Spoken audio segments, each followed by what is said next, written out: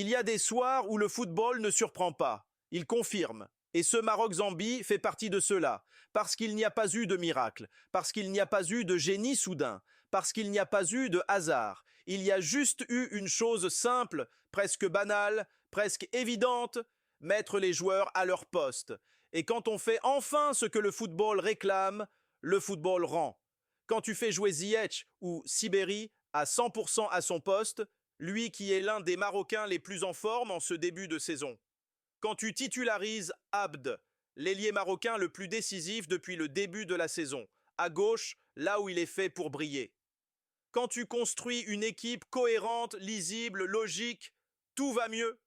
Tout devient plus fluide, tout devient plus dangereux. Il n'y a rien de mystérieux là-dedans. Et franchement, qui est surpris? Moi, je ne le suis pas. Et je l'avais dit. Avant même le coup d'envoi, le pronostic était clair, 3-1 pour le Maroc. Finalement, ce sera 3-0. Encore mieux, propre, sans encaisser, maîtrisé. Quand la feuille de match est apparue, il s'est passé quelque chose de presque imperceptible, mais de profondément révélateur. Un silence, puis un souffle, un soupir collectif venu des tribunes, des écrans, des salons, des téléphones. Ah, voilà. Pas un cri, pas une explosion. Non, une reconnaissance, celle de la logique retrouvée. Cette composition ne promettait pas du spectacle, elle promettait mieux, du sens, une équipe qui se lie d'un regard, une équipe qui se comprend avant même le coup d'envoi, une équipe enfin alignée avec le football. Amrabat relégué hors du 11, Abde replacé là où ses jambes parlent, à gauche dans l'espace et la provocation. Et puis, Sabari. Sabari comme symbole. Sabari comme message. Sabari comme aveu tacite que quelque chose devait changer. À cet instant précis, avant même le premier ballon touché, une certitude s'est installée. Le Maroc venait peut-être enfin de se choisir lui-même. Sabari a livré un match stratosphérique. Et je pèse mes mots. Offensivement, il a été omniprésent. Défensivement, il a été précieux. Dans les deux secteurs, il a été exceptionnel. C'est le joueur marocain qui a récupéré le plus de ballons. Oui, vous avez bien entendu. Lui qu'on critiquait souvent pour son manque d'impact défensif. Et comme si ça ne suffisait pas, il termine aussi meilleur dribbleur du match côté marocain. 3 dribbles réussis, devant Brahim Diaz, devant Abdé, devant tout le monde, un joueur transformé. Pourquoi? Parce qu'on l'a remis là où il est censé jouer. Il y a une donnée qui résume parfaitement ce match. En 60 minutes, le Maroc a réussi plus de dribbles que sur les 2 matchs précédents réunis. 60 minutes, pas 2 matchs, 60. Et Sabari est l'un des grands artisans de cette métamorphose. Quand le talent est libéré, le jeu respire. Quand le jeu respire, le public y croit. Oui, l'adversaire était faible, et alors, attention, on ne va pas s'enflammer, ça reste la Zambie, un adversaire limité, peu dangereux, peu inspiré, mais justement, c'est contre ce genre d'équipe que le Maroc s'en sort toujours bien sous Regragui, et ça aussi, on l'avait annoncé avant le match. Et c'est là que le débat devient intéressant. Peut-être que cette réaction populaire, peut-être que ces critiques, peut-être que ces sifflets, parfois, ont servi. Tant qu'il reste respectueux, raisonnable, constructif, la critique n'est pas un poison. Elle est parfois un électrochoc. Si tout le monde avait applaudi sans réfléchir, si tout le monde avait dit « Regragui est parfait », peut-être que rien n'aurait changé. Peut-être. Moi, je le dis clairement. Je préfère critiquer quand il faut critiquer, même si ça me ferme des portes, même si ça dérange. Parce que le but, ce n'est pas d'avoir raison, c'est que le Maroc progresse. Attention tout de même, il faut savoir ralentir l'enthousiasme. Parce que ce match, aussi abouti soit-il dans son ensemble, n'est pas une fresque parfaite. Il a ses aspérités, ses zones d'ombre, ses petits avertissements glissés entre 2 séquences maîtrisées. Prenons Massina. Non, il n'a pas livré un mauvais match. Il a été sérieux, concentré, appliqué, mais de là à le hisser au rang des références absolues, à évoquer un Ramos des grandes nuits ou un Puyol des finales européennes, il faut garder les pieds sur terre. En face, il faut le rappeler, il n'y avait pas grand-chose, pas de pressing constant, pas de véritable présence dans le dernier tiers, pas de danger structuré. Et pourtant, même dans ce contexte confortable, presque feutré, Deux situations ont suffi à faire lever les sourcils. Deux séquences où le contrôle a vacillé, où la sécurité a semblé l'espace d'un instant friable. Il y a cette tête notamment, une intervention mal maîtrisée, renvoyée plein axe, un ballon offert presque, dans une zone où le football ne pardonne jamais. Face à une équipe plus tranchante, plus rapide, plus clinique, cette seule action aurait pu suffire à faire basculer un match. C'est là que se loge la nuance. C'est là que se cache le vrai débat. Et puis, il y a ce moment précis, la 55e minute. Le score affiche 3-0. Le rythme est sous contrôle. Le danger est neutralisé. Un match déjà gagné, ou presque. C'était peut-être le moment idéal, le moment parfait pour penser plus loin que le présent, pour faire entrer Boud. Pas pour changer le cours du match, mais pour changer quelque chose de plus profond. Lui offrir des minutes, lui donner de la confiance, lui envoyer un message silencieux mais puissant. Tu comptes. Même si l'intention est claire, même si Massina reste l'homme de confiance, même si la hiérarchie ne doit pas être bouleversée, ces petits choix-là construisent l'avenir autant qu'ils gèrent le présent. Et c'est précisément ici que naît le regret.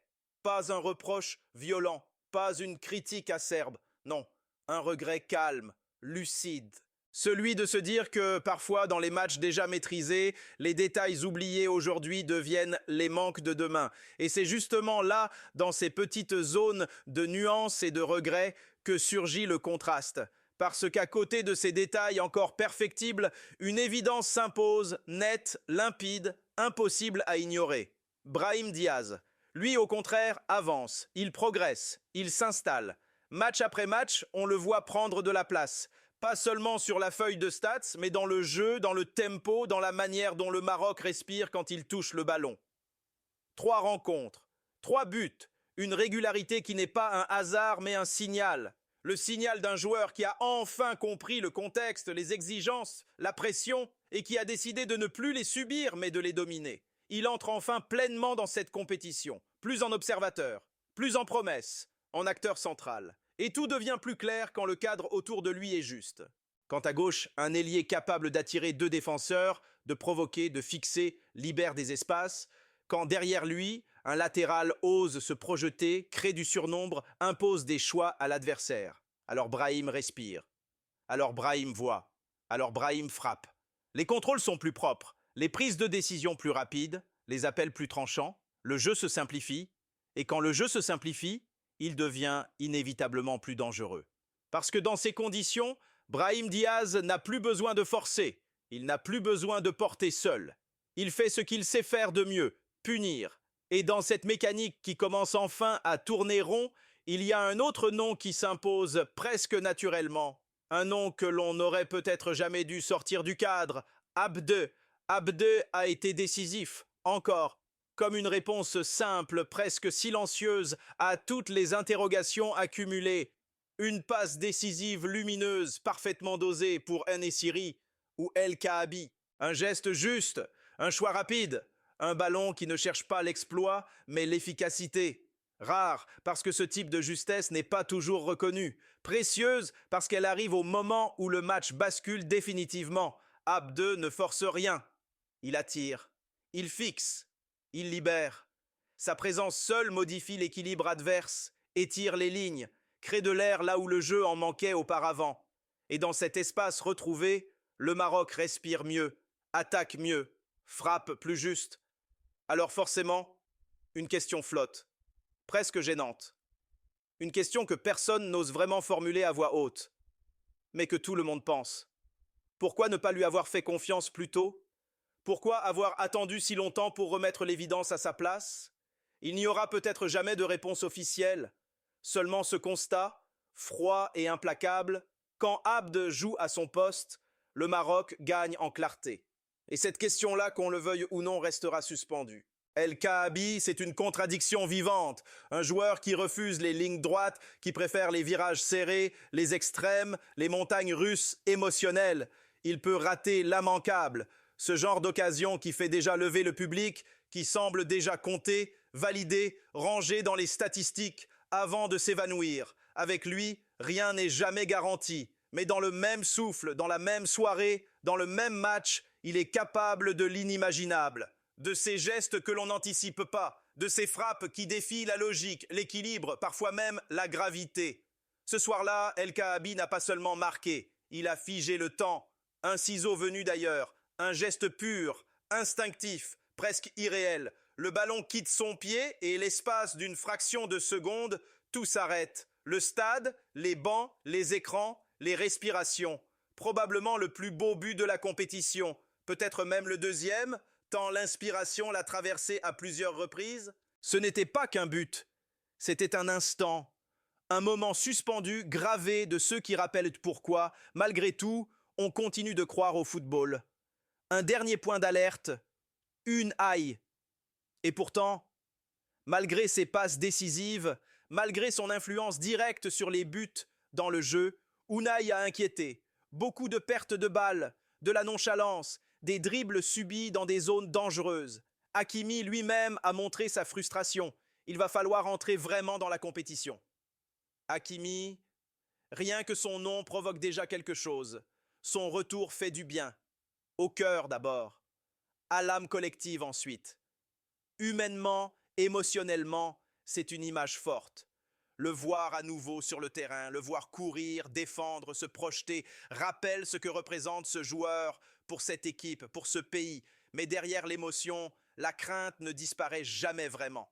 Elle est là, tapie, physique, mentale, presque instinctive. Chaque contact fait retenir le souffle. Chaque chute fait lever les yeux. Chaque duel provoque un frisson silencieux. On ne le regarde plus seulement jouer, on le surveille, parce que ce retour n'est pas anodin. C'est un petit exploit médical, le fruit d'un travail minutieux, intelligent, mené entre le staff marocain et celui du PSG. Une récupération accélérée, maîtrisée, mais forcément risquée. Et surtout, c'est le résultat d'une volonté hors norme. Celle d'un joueur qui a refusé d'attendre, qui a voulu forcer le destin, revenir plus vite, être là pour les siens. L'esprit, lui, est déjà prêt. On le sent. Il est engagé, présent, concerné. Reste la grande question, celle qui accompagnera chaque minute qu'il passera sur la pelouse. Est-ce que le corps suivra l'esprit jusqu'au bout? C'est tout ce que l'on peut espérer. Ce match est positif, très positif, sans s'enflammer, sans exagérer. Le Maroc a enfin joué avec logique et le football l'a récompensé. La suite, on la connaîtra bientôt, mais une chose est sûre, quand le Maroc respecte le football respecte le Maroc. À très vite pour la suite. Prenez soin de vous.